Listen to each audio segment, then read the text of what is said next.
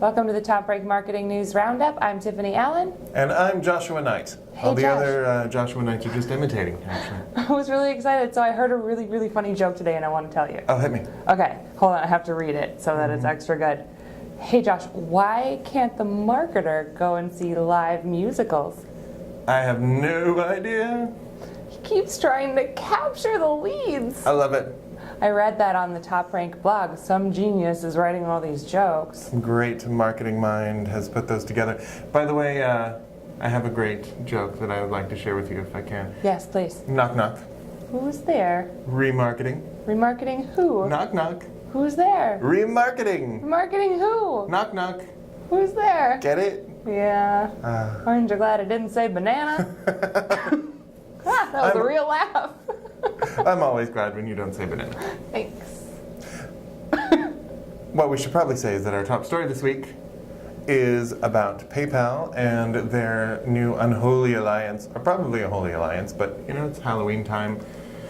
So let's make the story sinister today. PayPal has entered into an unholy alliance with Facebook Messenger to make it more compelling for e-commerce. Spooky. Soon, your bank account will fall as PayPal and Facebook's profits rise to prey upon the living.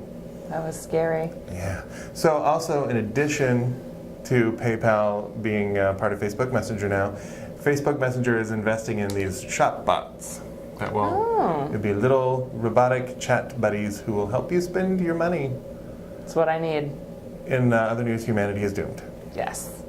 But bots can be helpful, Josh. They really can. For example, sometimes marketers need a little help, and those chat bots in certain chat apps can be very helpful, and not like Smarter Child on AIM, where you could just verbally abuse it until it stopped writing back.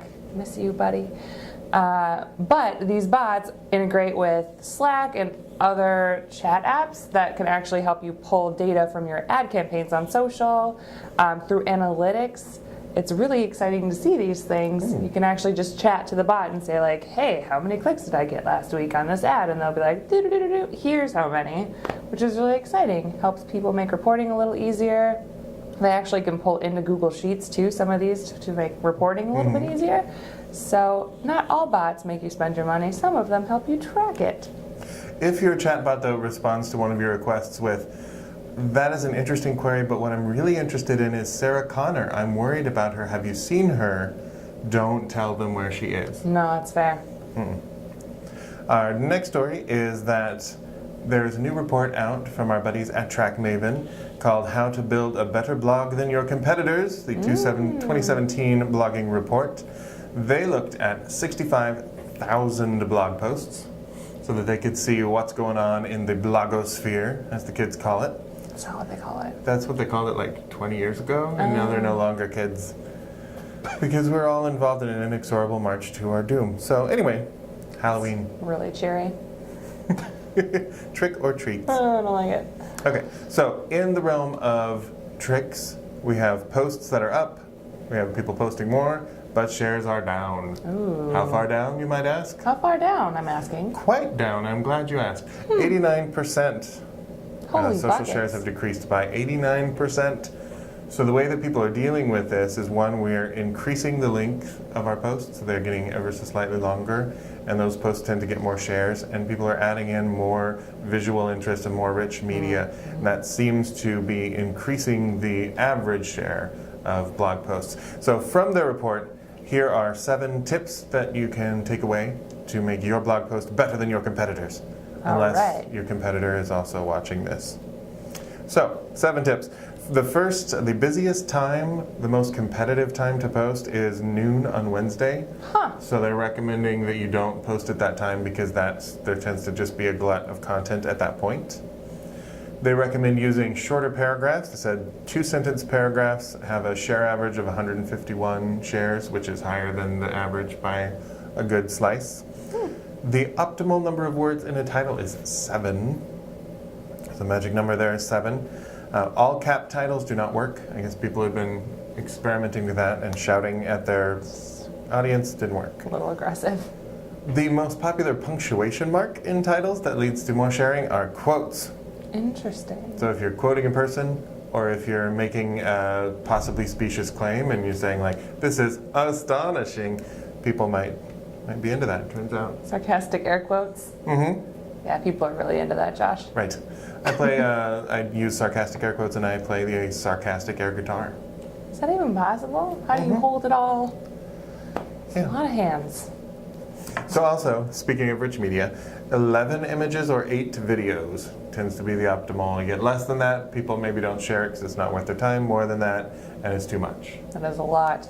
So 8 videos. 8 videos. Does this mean we have to make 8 videos of us doing this? Yes, every week we're going to week? make 8 videos, but we're just going to make them like 20 seconds. We're just going to stop our video at 20-second intervals. It'll be fine. Perfect. Finally, they recommend that you use exclamation points very sparingly. They're That's talking fair. like 1 out of every 150 sentences. So not like So- how I do in my emails. Yeah, so like, chill out, bloggers, and everything's going to be okay. Helpful information. Thank you, Josh. Our last story, there are new occurrences of SEO spam that have been discovered through hacked subdirectories on WordPress sites. Jeez, okay. Yeah, so basically these spammy sites abuse server resources and storage space, and they actually install spammy sites within a WordPress subdirectory, usually promoting products. The example in the article was designer sunglasses, which if you are retargeted to on Facebook at all or marketed to on Facebook at all, that's pretty much all I see. That and black diamonds, and I don't understand that, but that's a whole other conversation. But it doesn't change the appearance of your WordPress site at all, so it's hard to detect. But you can detect it through Google Search Console if there appears to be a lot of unrelated search terms that are driving traffic to your site. So they're basically just like turning your site into a zombie site that can spam people with sunglass ads. That is a slightly less terrifying future than I was led to believe would happen by horror movies, but zombie websites and Internet of Things are getting spammed too, so soon the uprising will include chatbots, shopbots, refrigerators, and your blog. And zombies potentially with designer sunglasses on. Right. They will look cool and they will record all of their exploits in blog posts that have 8 videos, and people will be compelled to share them. So exciting! So we're all doomed, but thanks for tuning in.